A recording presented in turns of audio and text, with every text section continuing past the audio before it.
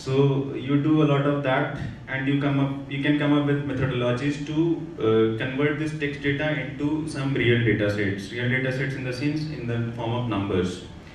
I'll give you just very brief explanation of what goes on.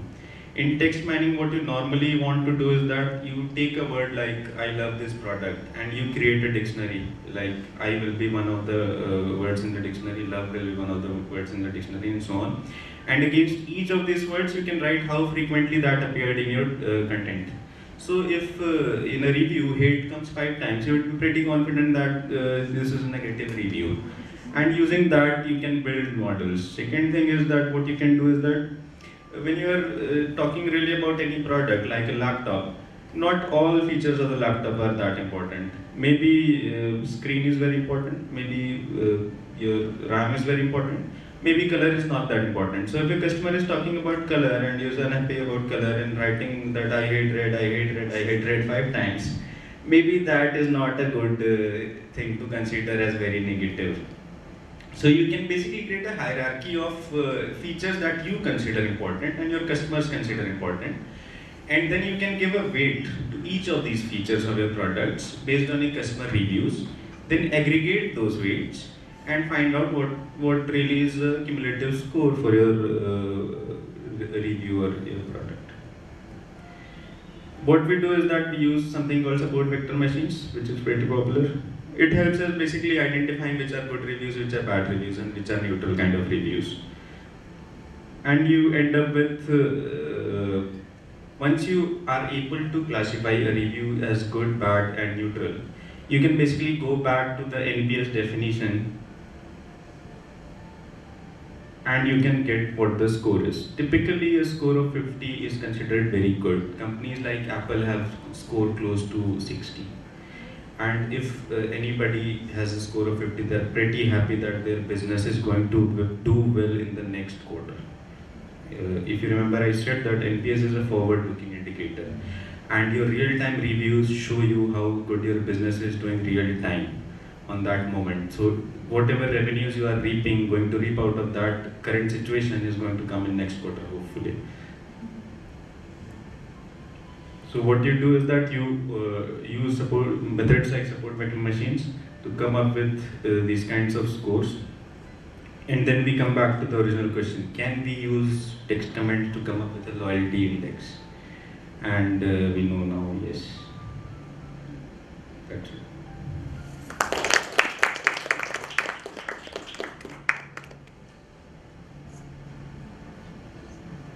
Any questions? Yeah, like you said, NPS is used mostly in web-based companies. So can it be used in manufacturing businesses also? So NPS is really the simple question. I think you can use it anywhere. It does not require anything, it just requires you to ask this question to your customers. If you are selling ropes and your customer says that, yes, I'm pretty confident that I'll recommend your ropes to other people. If he gives, so what this helps is actually that someone saying that I will recommend and someone rating you 9 out of 10, there is a difference. If someone is scoring you 9 out of 10, he is rating you pretty high, and he can quantify that he is rating it pretty high. So it forces people to give an objective judgment, which they otherwise will not give. So normally in industry, what you see is that earlier the loyalty scores were based on 5-point scale, not likely, very likely, things like that. But that does not help you, because even using that you can't really quantify it. Likely, not likely is really a subjective point of view. So this enforces you to give a score, which otherwise people will not give, and for that purpose only it has been kept very simple to one question. Are there any large companies apart from the e-commerce sites which are using NPS? So this NPS was actually started by, I think, CEO of eBay or Amazon, someone among those two. So it started with the large companies only, and now it is being adopted across industry. So if Microsoft in most recent Windows 10 release says that they are using NPS as a forward-looking indicator, you can really take that everybody almost is using it, maybe they are not telling it. but everybody is using it internally at least. Okay, now a question generally on data sciences. Yeah. What made you switch from engineering to data sciences? What is it about data sciences that you like so much? I think the biggest advantage for me is that I can have a computer and work from anywhere. I can really sit at my home and do the work. I don't need to go anywhere. But the actual reason was that I spent some time in Punjab, in around Moga, and there were a lot of rubber recycling plants there. And what I realized there was that even in the small factories, those guys wanted very customized data-driven decision making. Even companies who really can't afford that kind of product. And at that time, I was really a very engineering kind of student. I would look everything from a machine's point of view. I did not understand how data can help. Those questions from the people that they wanted to analyze the defects that machines were producing, the maintenance cycles of their machines, that how frequent should I maintain it before. So what you would want to do is that before the failure occurs of the machine, you would want to do some predictive maintenance. Those questions really led me to this field of data science, and the advantage that I can work anywhere.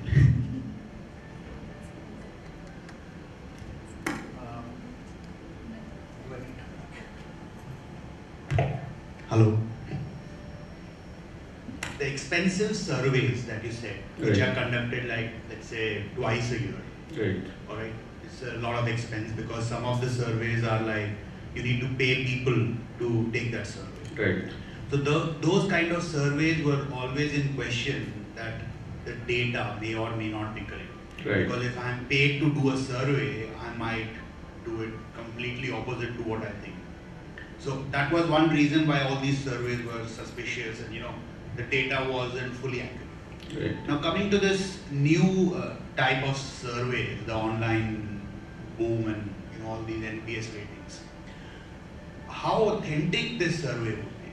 Because early in the morning when I'm just reached office and there's a survey that crops up on my screen, I might be in the happiest mood and then I might give them all a very good rating. But if I'm conducting the same survey evening, I'm just bored with whatever I've been doing throughout the day and I just give them, let's say, 0 score. Right. So the question is that the authenticity of the survey now is much more dependent on the individual's timing. Whereas when you were paid to do a survey or when you actually went to do a survey, the results that time are more accurate than these. Now, this is just a question, I don't know what. So I think both of your observations are related. The first one, that even when we are collecting surveys, there were people who would not ideally give you the right information, which I think you are thinking that it has grown more over a period now that Yes. everybody can do it online. Yes. So the thing is, whenever you are doing any kind of data analysis, there is a concept of signal and noise. So what you are referring to is that you are basically kind of outliers. You can look at the data and you would be able to realize there are a lot of people who have either given everything 1 or everything 0.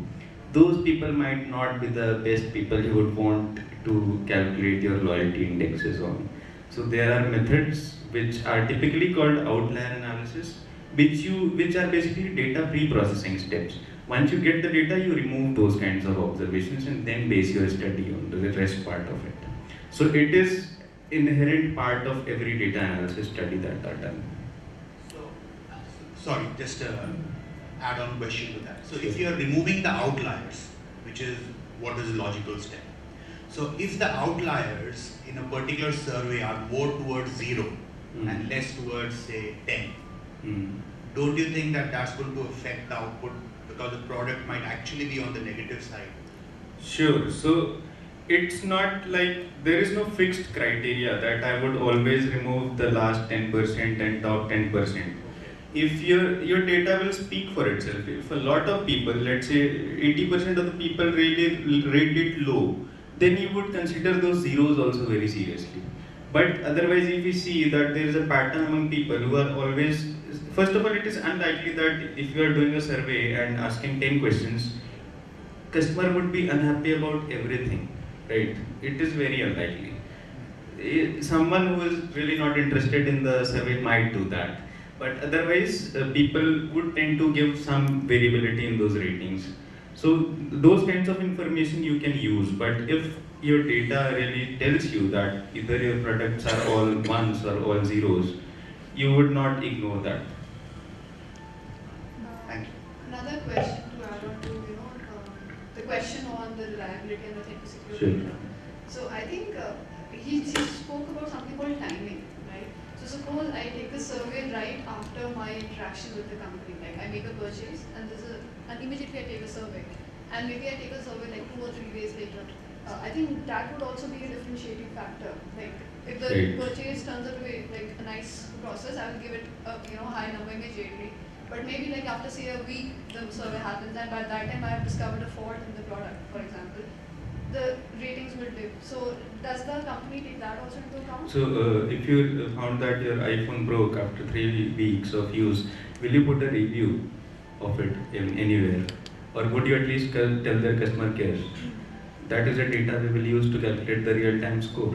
Maybe my real-time score was very high a few weeks back, but it really dipped in the next few weeks. So this is exactly the reason that people are coming up with real-time scores. Surveys give you really lagged information, but when you are measuring this real-time, I know that my customers are really not happy after the launch of the product. Maybe the hype was too much for iPhone 6s. But 3 weeks down the line, I do the survey and I find that most people are writing negative reviews and talking negative about it. So I know the defects that are present now, and I can make the improvements now to make it better in the future. So your question is really relevant, and people are coming up with this is the reason that real-time feedback really helps. And that's, I think, what he spoke. So I would like to ask you, is there any way we can see? There is no way we can revise the comment or the rating that we have given. By mistake, I wanted to give you a 9 and I pressed 1. So do you consider all these things also? You are just a bad data point. So the thing is that what you can do is that typically you also get an option to put a comment about it, right? So in my analysis at HP, what happened is that a lot of people rated the product as 1, but wrote very good review about it. So those were the guys who thought that 1 is the best score, right? So once you start looking at the data, I'm asking yes. something else. Sure. By fault, I wanted to press a 9. Right. But And you- by the cursor or mouse, anything happened and I pressed a wrong number by mistake. I wanted to give a good comment or a Right. good rating, but by mistake it happened that I gave a wrong rating. Right. So there's no way we can revise that.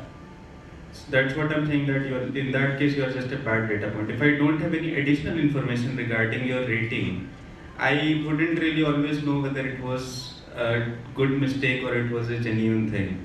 It was a mistake or it was a genuine thing. There can be errors. There can be variability. You typically don't get at one number. You would want to give a range at times that your maybe score lies between this and this. So whatever we are speaking here is really what goes on in data pre-processing itself. When we start looking at data, we consider these kinds of policies. One of which I was saying is that someone gave a score of 1 but wrote a very good review. Once I have that additional information, I know that typically I think this guy made a mistake. So I can maybe leave him out of my study.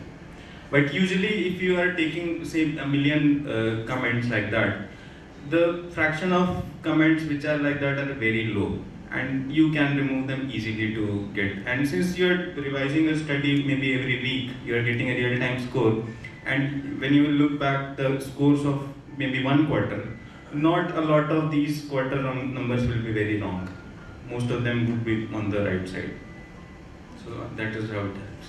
I have another question. I'm Yeah. bringing another industry here, which is called the market research industry. Sure. Typically, market research relies on a person-to-person interaction and a paper-based survey. I don't know if you have any knowledge about this, but just wanted to know that is there a difference between the reliability of data collected in that person-to-person paper-based survey, or the ones which e-commerce sites use, like right on the screen and the person is doing it directly? Like, is there a difference, or the data is equally reliable in both the cases? Usually, companies prefer having surveys, people-to-people surveys, because you know that the guy has took some time to write those surveys. But you really don't know what processes are generating data online. People prefer that, but since a lot of purchasing is now moving online, therefore people are not shifting towards these So things. companies prefer the survey. Yeah, typically companies keep both, but what is happening is that they are reducing costs on their people-to-people survey. They are reducing the sample size to very specific customer groups which are important to them. That is what is happening. But they do it usually mostly because your people-to-people survey scores and your online scores, if they are very different, then which one would you consider? That is also a question which comes to the companies who are adopting it at very early stage, or maybe they are using it as a first iteration. So initially they would keep both, but slowly they would decrease their cost.